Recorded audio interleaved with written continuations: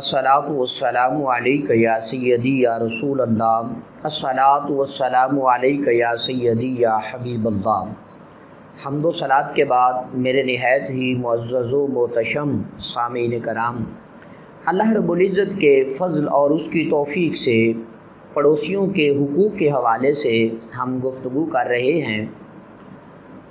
अल्लाह के प्यारे महबूब अलैहिस्सलातु वस्सलाम ने हमसायों को काफ़ी सारे हुकूक़ अता फ़रमाए, जिनमें से एक हक़ ये है कि बंदा मोमिन जो है वो अपने पड़ोसी के साथ अच्छा सलूक करे, उसके हर दुख दर्द में शरीक हो जाए, उसके गम को अपना गम समझे, उसकी परेशानी को अपनी परेशानी समझे, क्योंकि यही मेरे आका अलैहिस्सलातु वस्सलाम की तालीमात हैं।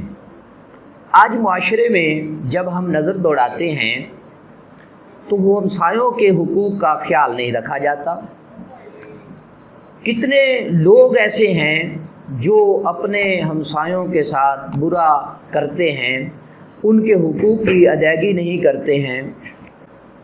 आज मुआशरे में जब हम नज़र दौड़ाते हैं तो ये बात रोज़े रोशन की तरह यह हो जाती है कि हम में से हर एक बंदा जो है वो अपने हमसाये के साथ किस किस्म का रवैया रखता है और हम क्या कर रहे हैं अपने हमसायों के साथ। कभी तो हमसाये की चीज़ों को गस्ब किया जाता है, कभी हमसाये के हुकूक़ को गस्ब किया जाता है, कभी हमसाये से कुछ चीज़ ले ली है तो वापस देने को दिल नहीं चाहता। ये सब क्या है? हम आपस में एक दूसरे के साथ रहते हुए अपने ही पड़ोसियों पर जुल्म सितम कर रहे होते हैं। और फिर हमारे घर में कितने उम्दे और आला किस्म के खाने बनाए जाते हैं, लेकिन अगर किसी का कोई पड़ोसी नादार है, गरीब है, यतीम है, फ़कीर है, तो उसके यहाँ अगर खाना नहीं पकता तो कभी हम में से किसी ने ये गवारा किया है कि अपने घर से सालन रोटियाँ उसके घर में बतौर तोहफ़ा भेजी जाएँ। हालांकि इमामुल अंबिया अलैहिस्सलातु वस्सलाम ने इरशाद फरमाया कि तुम आपस में ईमान वाले एक दूसरे को ताइफ़ दिया करो, इससे एक दूसरे में मोहब्बत बढ़ती है। और फरमाया कि अफ़शु सलाम, सलाम को आम करो, एक दूसरे से सलाम करो ताकि तुम्हारे अंदर की जो नफ़रत है, कीना, बुग़्ज़, हसद है, वो दूर हो जाए। तो हमारे यहाँ क्या होता है कि एक पड़ोसी से लोग सलाम लेना भी पसंद नहीं करते। अगर किसी वो अदना कौम से ताल्लुक़ रखता हो तो जो बड़ी कौम वाला है वो उसको हकीर समझता है, उसके हुकूक़ का ख्याल नहीं करता है। हालांकि इमामुल अंबिया अलैहिस्सलातु वस्सलाम की तालीमात हैं कि उसके दुख दर्द में मुकम्मल तौर पर हमें शरीक होना चाहिए। और हमारे यहाँ ये ट्रेंड चल निकला है कि खाना तो हम पकाते हैं, लेकिन कभी पीरों के घर में, कभी मौलवियों के घर में। अच्छा, मौलवियों के घर में भी खाने अच्छे अच्छे किस्म के बनते हैं और पीरों के घर में भी कई किस्म के खाने बनते हैं। और ये जो जुमेरात का खाना होता है और ये बाकायदा तौर पर सदक़े के ज़ुमरे में आता है, लोग इसको सदका करते हैं अपने अजीज़ व अकारिब के लिए, अपने रिश्तेदारों के लिए जो दुनिया से रुखसत हो चुके हैं उनके लिए ये सदका करते हैं। और सदका जो है ये उठाकर इमाम मस्जिद को, मौलवी साहब को दिया जाता है, या ये सदका जो है पीर साहबान को दिया जाता है। इमाम मस्जिद को देने में मसला नहीं है, अगर वो साहिब निसाब नहीं है तो उसे दिया जा सकता है सदका। लेकिन सदाते कराम जो हैं, जो पीर साहबान हैं, सदाते कराम के लिए सदका लेना जो है ये हराम है, सदाते कराम को सदका देना ये हराम है।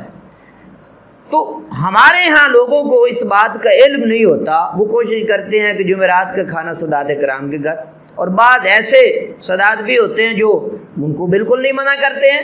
हालांकि हज़रत सैयदना इमाम हुसैन रज़ी अल्लाह ताला अन्हु लजपाल करीम आका अलैहिस्सलातु वस्सलाम की बारगाह अक़दस में मौजूद थे कि वहाँ पर खजूरें सदक़े की पड़ी थीं। तो इमामुल अंबिया अलैहिस्सलातु वस्सलाम के सामने हज़रत इमाम हुसैन रज़ी अल्लाह ताला अन्हु नन्ही मुन्नी उम्र में एक खजूर उठाई और उसे अपने गले में खाना चाहिए। इमामुल अंबिया अलैहिस्सलातु वस्सलाम ने देखा, हुज़ूर ने अपनी उंगली मुबारक डालकर वो खजूर को बाहर निकाल कर फेंका और फरमाया, है मेरे बेटे ये सदका है और हमारे लिए ये हराम करार दिया गया है।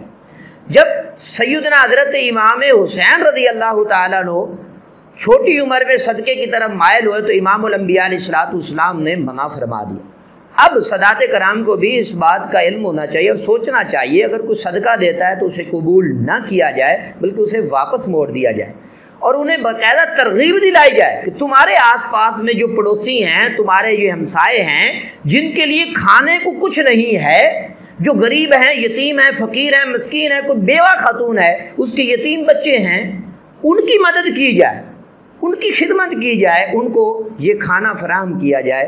حالانکہ ہمارے ہاں بھی مولوی صاحبان اور سادات کرام ایسا نہیں کرتے ہیں، حالانکہ یہ کرنا چاہیے۔ میرے آقا علیہ الصلوۃ والسلام کی تعلیمات لوگوں کو سمجھانی چاہیے۔ صرف یہی نہیں، حاتم طائی کی زوجہ محترمہ اس واقعے کو بیان کرتی ہیں کہ ایک دن حاتم طائی گھر میں موجود تھے کہ ہمارے 2 بیٹے اور 1 بیٹی بھوک سے بلبلا رہے تھے۔ کاش سالی کا دن تھا، لوگوں کے پاس کچھ نہیں تھا، جانوروں کے کھانے کو کچھ نہیں تھا، جانوروں کے پینے کو کچھ نہیں تھا، سارا دن اونٹ چلتے تھے، شام کو پیاسے لوٹتے تھے، پانی میسر نہیں تھا۔ ایک رات ہمارے بچے بلک رہے تھے، رو رہے تھے، کھانے کو کچھ نہیں تھا کہ ہم نے 2 بچوں کو سلا دیا، بیٹی کو سلا دیا، بیٹے کو سلا دیا، اور تیسرا بیٹا جو رو رہا تھا اس کو بھی سلا دیا۔ رات کے 2 بج گئے۔